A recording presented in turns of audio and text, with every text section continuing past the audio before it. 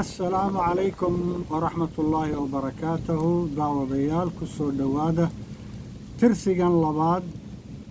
برنامج كله له كنا صابسن كنا لفاقا برنامج كي كان كهوري ايكو صابسنا شركي ماخر ستيت اوف مينيسوتا او اقوني عنو دقان كاو بشي او كسو جيدا بيشا ورسنجلي اي warqado kala duwan iyo arrimo kala duwan shirkaas isaga ah gunaanadkii ay ku soo gudbiyeen anigoo dul maray barnaamijkii kan ka horreeyay arrimihii lagu soo hadal qaaday shirkaas isaga ah ee hore oo ahaa qaab dulmar ah balse aan jecelahay maanta in barnaamijka kan aan xoogaa la faguro oo tafatiro arrimihii iyaga ahaa ee lagaga hadlay barnaamijkaas isaga ah ee hore tusaale ahaan haddaan hor istaago qoraahdii ama ereyadii iyo aragtidii uu halkaa ka soo jeediyey injineer ciise googooye kaasoo run ahaantii mahmaah carbeed oo siyaasadeed noqotay mahmaahdu carbeed balse laga hayo kana soo jeeda wasiirkii gaashaandhigga hore ee Israa'iil Muushe Dayaan sheekadii iyada ahayd kullu faaqneedna si tafakkiran oo noogu dulmaray aqoonyahan ciise googooye balse arrinka isaga ah aan hor istaagayo ama fiirada gaarka ka leeyahay oo ah in haddii uu ciise googooye gartay inuu halkaas barbardhig sameeyo sooyaaleed aan anigu u arko isbarbardhiggaa sooyaaleed run ahaantii uu soo jeediyey ama halkaa ka soo jeediyey uu yahay mid micnihii aan saamayn ama lug ku lahayn waaqiceenna siyaasadeed ee warsangeli tusaale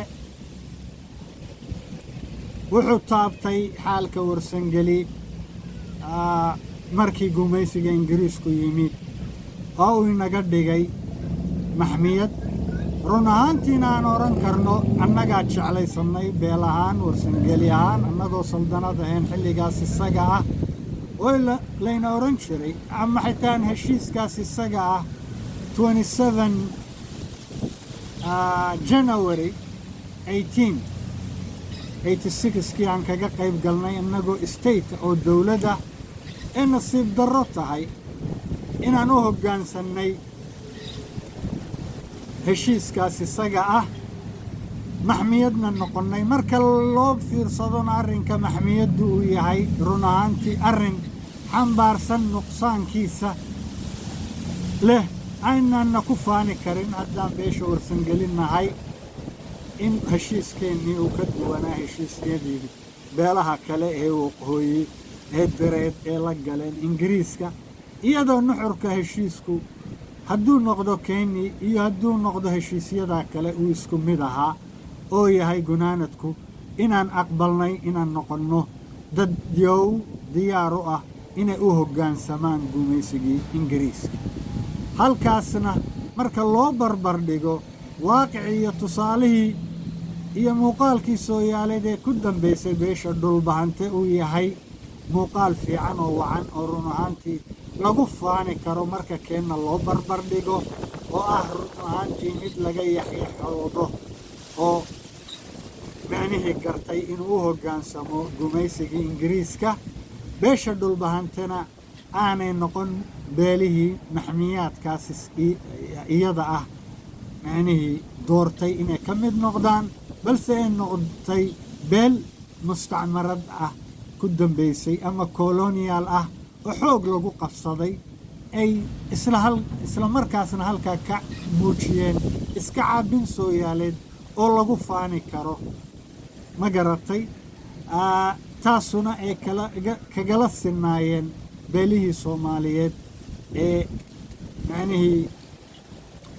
nasiib darro gunaanadkii iyaguna ku dambeeyey inay macnihii colonial noqdaan oo mustacmarado u noqdaan gumaysigii talyaaniga. balse marka laysu barbar dhigo arrinka maxmiyaadka ah ee lagu faanayo iyo arrinka qabsashada ee colonialka ah, waxa sharaf roon aan oranayaa 100% adigoo mustacmarada ma colonial ku dambeeya oo uu macnuhu yahay halkaa ku lifaaqan awood ka xoog weyn baad garatay inaad iska caabisid oo diidid dulmigeed iyo gumaysigeed, halka qeyrkaana ay oggolaadeen inay maxmiyado noqdaan oo u hoggaansameen arrinkii gumaysiga ingiriiska. taasi waa taas weeyaan oo aan kaga gudbayaa isbarbardhiggii iyo qeexiddii sooyaaleed oo uu halkaas ka soo jeediyey injineer ciise googooye. sidoo kale waxaa ka mid ahaa qoraahyadii ama ereyadii ama warqadihii halkaas iyadana laga iftiimiyey oo laga soo jeediyey. warqaddii maxaa la yidhaahdaa uu kaga faallooday korneel cawil, kaasoo ka hadlay arrinka amniga iyo security-ga, soona taabtay 8 goobood iyo aag amni oo nabadeed ay gacanta ku dhigeen. nasiib darro argagixisada ama xagjirka shabaab ama daacish ku noqdoba ha noqdee magacyada kala duwan xambaarsan, balse arrinka isaga aan rabaa inaan dul istaago oo kor maro wuxuu yahay, iyadoo uu hadalka korneel cawil ka muuqday isagoo ku faanaya ama libin u arka ka tirsanaanshaha maamulka Puntland. run ahaantiina saan horeba u jeediyey, maamulkaas uu yahay maamul run ahaantii aan wax nafciya ama wax ku ool ah ama faa'iido ah u ahayn beesha warsangeli iyo deegaamada maakhir. tusaalena haddaan soo qaato, la og yahay qaabka degdegga ah uu maamulkaasu ugu diray maleeshiyaadka beelaha harti si ay uga qayb galaan dagaalka ka socda jiidda iyo deegaamada ku hareersan magaalada laascaanood ee gobolka sool. arrinkaasuna yahay run ahaantii mid ujeeddadiisu tahay in lagaga hortago maamulka hargeysa iyo goosashada oo lagu wiiqo, balse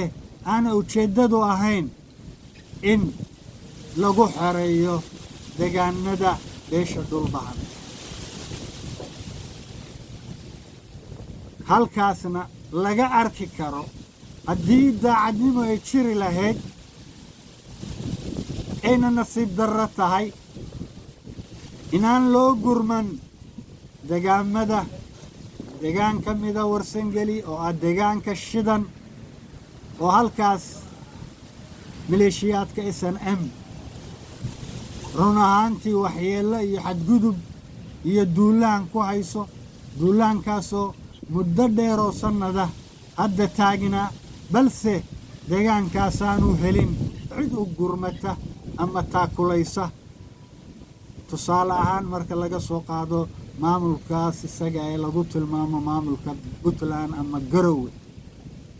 arrinkaasuna uu saameeyo maleeshiyaadkii iyo xoogaggii warsangeli ee uu diray maamulkaas isaga ah una diray magaalada laascaanood. balse ay taasi ku caddaynayso in maleeshiyaadka warsangeli ee u gurmaday deegaanka laascaanood iyo deegaamada sool inaanay qaraarkooda iyo go'aankooda iyo taladooda siyaasadeed gacanta ku hayn, balse ay yihiin kuwa ka amar qaata maamulka Garowe. hadduu arrinkaasuna qaab kale ahaan lahaa ama arrinkaas aanu jiri lahayn, run ahaantii ay u gurman lahaayeen deegaanka warsangeli ee shidan ee saan tilmaamay waxyeellada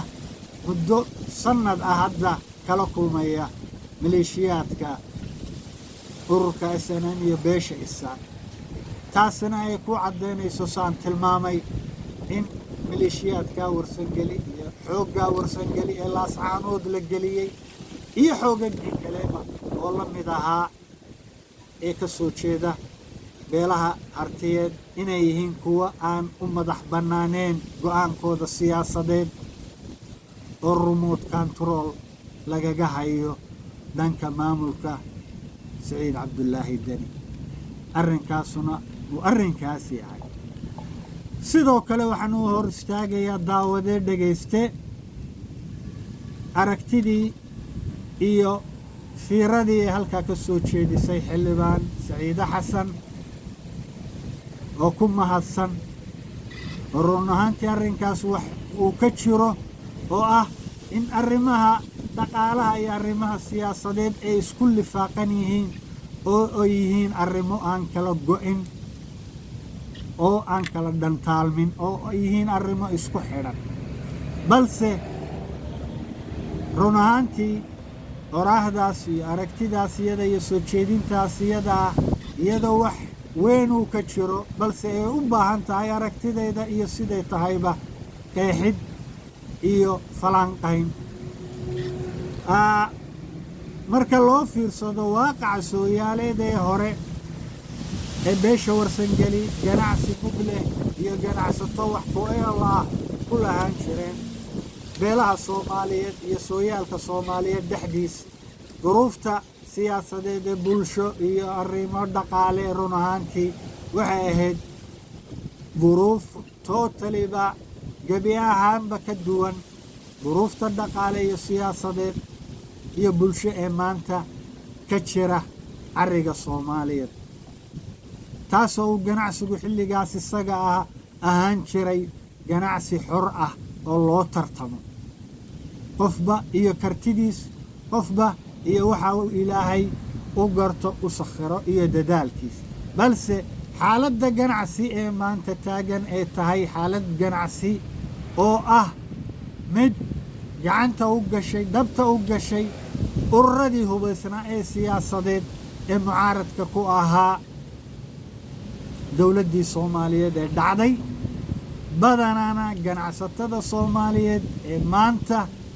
monopolize-ka ku ah suuqa ganacsiga ee Soomaaliyeed ee ka soo jeedaan beelahaas iyada ah sida ururadii SSDF SBM SNM iyo USC kuwaasoo run ahaantii saameyn siyaasadeed ku yeeshay noloshii dhaqaale oo dhaqaalihii ku dambeeyey mid aan ahayn mid xor ah aanna u sinnayn ganacsatada Soomaaliyeed duruuftaas iyada ah ee Soomaaliyeed ee siyaasadeed aan oran karo inay tahay mid saameynteeda weyn ee ganacsiga Soomaaliyeed ku leh run ahaantiina saamaysay ganacsatada beesha warsangeli sidoo kale arrinkaas isaga ah lagu dari karo iyadoo run ahaantii ganacsatada warsangeli ay ku dambeeyeen lagana arkay ina ku dhaqmeen qalad sooyaaleed oo taariikhi ah run ahaantii oo dila ah markii ay macnihii isku urursadeen magaalada Boosaaso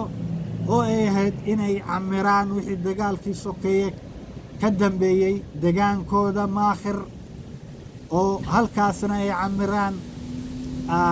waxqabad dhaqaalena ay gashadaan dekedoodii Laasqoray balse saan tilmaamay ay halkaa ka galeen khalad sooyaaleed run ahaantii aan laga kaaban karin si sahlan looga kaabsan karin iyagoo saan tilmaamay uu wareegay magaalada Boosaaso oo degaankoodii macnihii cidleeyey oo ka dhigay mid lama degaan ah halkii ay degaankooda waxgashan lahaayeen isla markaasna ku heli lahaayeen kana hergelin lahaayeen xeeb iyo deked ay u madax bannaan yihiin oo xor u yihiin halkaana ka hegi lahaayeen arrimaha bulsho siyaasadeed dhaqaale ee deegaanka maakhir sidoo kale haddaan u fiirsado warqaddii iyo soo jeedintii xildhibaan caashe axmed cabdalle oo halkaas iyaduna ka soo jeedisay ama ku talisay bal in xisbiga dimuqraadiga ay ka soo jeedo lagu howlgalo oo uu ka mid noqdo axsaabta siyaasadeed ee sagaalka ah ee ka jira maamulka puntland run ahaantii aan arrinkaas isagaa u arko mid khalad ah run ahaantii waxyeelladiisana wata iyadoo xisbigaas isaga ah aanu ahayn xisbi ku lug leh dimuqraadiyad uu yahay nuxurkii xisbi qabali